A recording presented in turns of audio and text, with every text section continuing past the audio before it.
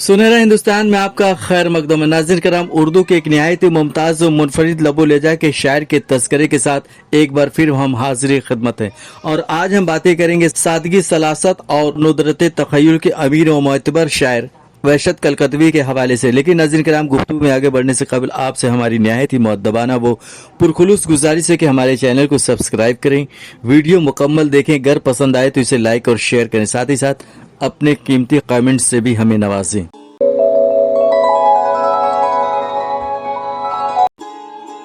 ख्याल तक न किया अहले अंजुमन ने कभी, तमाम रात जली शम्मा अंजुमन के लिए।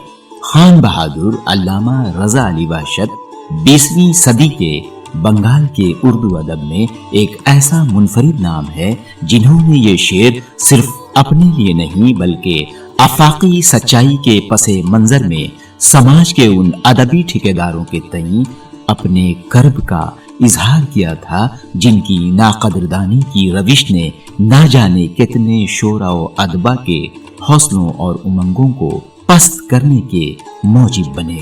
वैसे अल्लामा वहशत जमाने की दादो तहसीन की परवाह किए बगैर हसरत मुहानी की तरह तमाम उम्र मशके सुखन जारी रखी और गजल के गेसू सवारते रहे। इनका शुमार 20वीं सदी के इन मुमताज शोरा में होता है जिन्हें शेरो सुखन की आबरू कहा जाता है। इन्होंने क्लासिकी उर्दू शायरी में महारत फन की बदौलत मुनफरिद अंदाज पैदा किया और अपना मर्तबा इस कदर बुलंद कर लिया कि इन्हें शेरो शायरी की आबरू कहा जाने लगा।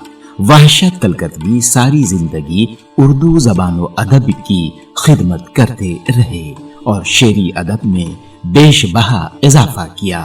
इनकी इल्मी और अदबी खिदमत के लिए हुकूमत बरतानिया ने इन्हें खान बहादुर के खिताब से नवाजा, जो इनकी शख्सियत का एक बड़ा एजाज है।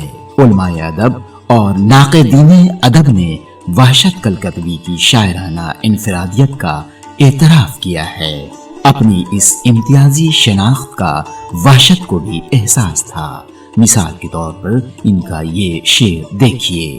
सरजमीन हिंद गूंज उठी तेरी आवाज से, शेर ने वहशत तेरे एक शोर बर्पा कर दिया। वहशत एक बालिग नजर माहिर फने सुखन थे। रंग गालिब को इतनी खूबी और कामयाबी से बरतने वाले उस दौर में इनके सिवा और कोई नहीं था। यही वजह है कि वो आगे चलकर गालिबे दौरा करार पाए। बिलाशुबहा गालिब की तकलीद तो अक्सर व बेशतर शोरा ने की है, मगर वहशत का कमाल ये है कि इन्होंने गालिब की अंधी तकलीद नहीं की बल्कि खल्लाकाना तकलीद की। इससे मुराद ये है कि इनके यहाँ गालिब की तकलीद में तख्लीकियत जलवा गर है। इसीलिए गालिब की तकलीद में इन्हें जो कामयाबी हासिल हुई वो किसी दूसरे शायर के हिस्से में नहीं आई।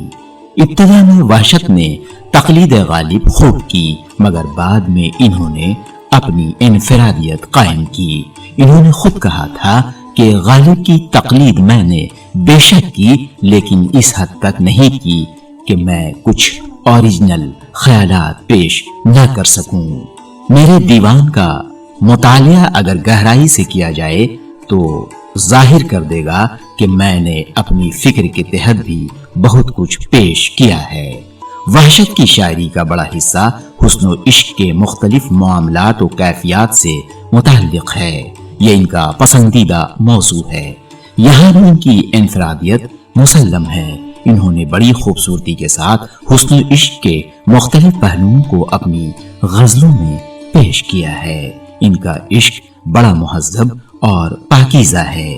वो किसी भी तौर अदब और तहजीब का दामन अपने हाथों से छूटने नहीं देते। वो महबूब पे जान कुर्बान करने के लिए हमा वक्त तैयार रहते हैं, मगर महबूब से वो इसके एवज में सिर्फ मोहब्बत चाहते हैं, इसके सिवा कुछ नहीं। अशार मुलाहजा फरमाएं। रहे मोहब्बत में जुज मेरा कोई मुद्दा नहीं है, नजर चुराते हो मुझसे क्यों तुम, मेरी कोई इल्तजा नहीं है। تیری عشق فراموشی کی گو حد ہو گئی ظالم، تیرا وحشت تجھے اس پر بھی اکثر یاد کرتا ہے۔ میں قید رشک سے آزاد ہوں محبت میں، کہ شمع تجھ کو بنایا ہے انجمن کے لیے۔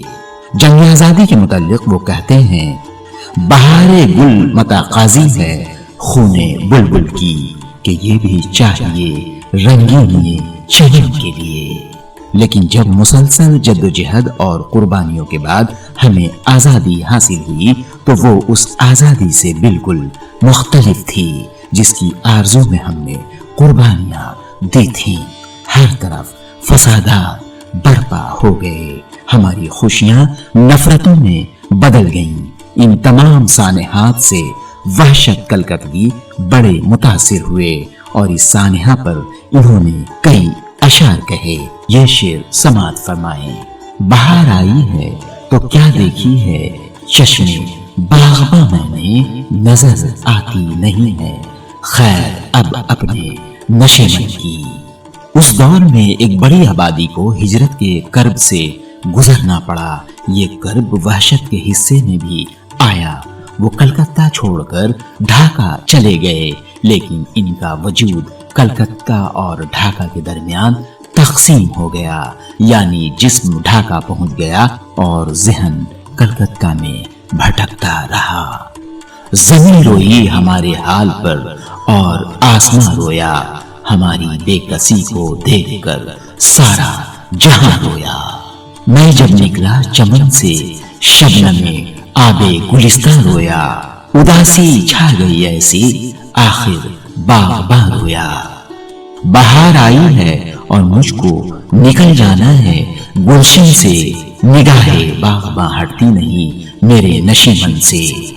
وحشت قوم و ملت کی زبو حالی پر بھی رنجیدہ نظر آتے ہیں۔ ان کے سینے میں ایک ایسا درد مند دل تھا جو قوم کو محصور مصیبت دیکھ کر بے چین ہو اٹھتا تھا۔ وہ کہتے ہیں، عزیزوں کو نہ ہو راحت تو ہم کو کیسے راحت ہو، خوشی کیوں کر ہو جب قوم محصور مصیبت ہو۔ وحشت نے اپنی غزلوں میں انسانوں کو حرکت و عمل کا پیغام بھی دیا ہے۔ وہ انسانوں کو ان کی زندگی کے اعلیٰ مقاصد یاد دلاتے ہیں۔ کبھی سوچا ہے تم نے زندگی کا مدعا کیا ہے، جو فقدان عمل ہے زندگی پھر ایک دھوکہ ہے۔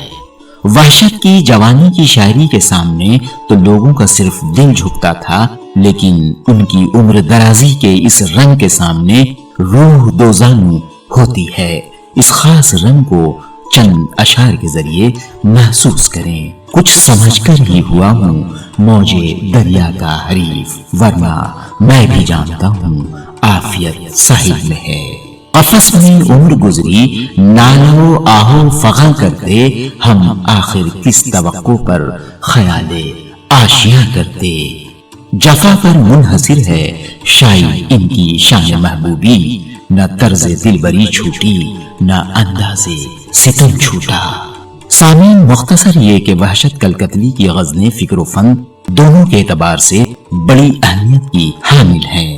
بنگال کا یہ قداور استاد شاعر، جن کا پورا نام سید رضا علی وحشت ہے، 18 نومبر 1881 میں شہر کلکتہ میں پیدا ہوئے۔ والد کا نام حکیم شمشاد علی تھا۔ اس وقت یہ شہر عالم میں انتخاب کہلاتا تھا، کیونکہ دہلی کے حسن کو انگریزوں نے پامال کر دیا تھا، جبکہ کلکتہ جو بر صغیر میں انگریزوں کا مستقر تھا، اس لیے یہاں کا حسن روز افزوں ترقی پہ تھا۔ اس شہر کی کشش لوگوں کو کھینچے لا رہی تھی۔ اسی کشش میں رضا علی وحشت کے دادا حکیم غالب بھی یہاں آ گئے۔ اس دور میں ان کے دادا اپنی حکمت میں بہت مشہور ہوئے۔ انہوں نے نام اور پیسے دونوں کمائے۔ وحشت کے والد مولوی شمشاد علی نے حکمت کی جگہ انگریزی حکومت کی ملازمت اختیار کر لی، مگر عمر نے وفا نہیں کی اور وہ وحشت کو یتیم کر گئے۔ مگر چونکہ ان کا خاندان خوشحال تھا، اس لیے انہیں کوئی پریشانی نہیں ہوئی۔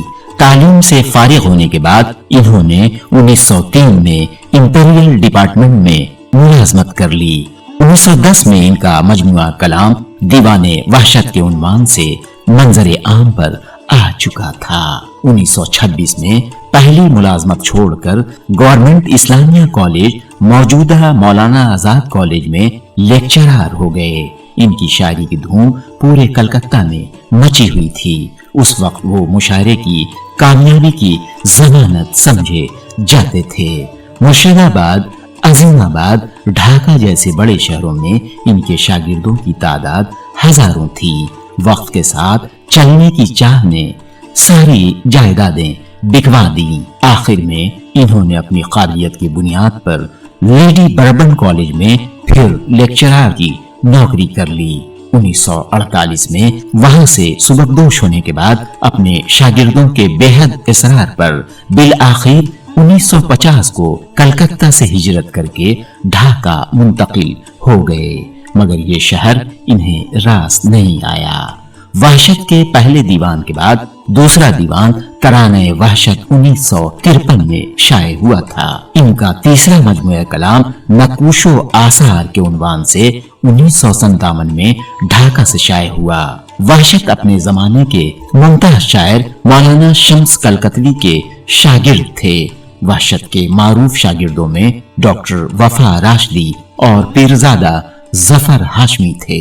वहशत का ऑल इंडिया रेडियो कलकत्ता से खास इंसलाक रहा। इनकी तकरीरें, गजलें, नज़में और तबसरे अक्सर बेशतर नश्र हुआ करती थीं। इस तरह उर्दू ज़बान व अदब की तरवीज के लिए इन्होंने रेडियो से अपना ताल्लुक बनाए रखा। वहशत ने उर्दू ज़बान व अदब की जो खिदमत की वो नाकाबिले बयान है और इस मुख्तसर सी गुफ्तगू में इसका अहाता करना मुमकिन नहीं। वहशत शायर व अदीब होने के साथ साथ एक इंतहाई खलीक और मिलनसार इंसान थे। वो हर शख्स से बिला तफरीक मोहब्बत से पेश आते थे और बड़ी खंदा पेशानी से मिलते। इस अजीमुल मर्तबत इंसान का हुमायूं कबीर इंस्टीट्यूट साबिक दिलकुशा इंस्टीट्यूट से गहरा ताल्लुक रहा। वो इस इल्मी, अदबी और फलाही इदारे के बानियों में से थे। इस मारूफ इदारे को फख्र है कि वहशत जैसी शख्सियत का इदारे से जिस्मानी और रूहानी लगाव रहा और इन्हीं जैसे चंद अफराद के जरिए लगाया गया ये नन्हा पौधा आज शहर के एक मुमताज इदारे की शक्ल में हमारे सामने है। हम अपने इस बुजुर्ग मोहसिन को खिराजे अकीदत पेश करते हैं, जो अपने शेर के साथ के मिल गई वहशत दीवाना को थोड़ी सी जमीन, अब वो हंगामा सरे कूचे जाना न रहा। और उर्दू अदब का ये दरख्शां सितारा 20 जुलाई 1956 को ढाका में क़ज़ा के बादल में छुप गया। नाज़रीन करम, हमारी ये वीडियो आपको कैसी लगी हमें जरूर बताएं। बराए करम हमारे चैनल को सब्सक्राइब करें। मज़ीद जानकारियों व मज़ीद मालूमात के साथ आपसे फिर मुलाकात होगी। तब तक के लिए आदाब।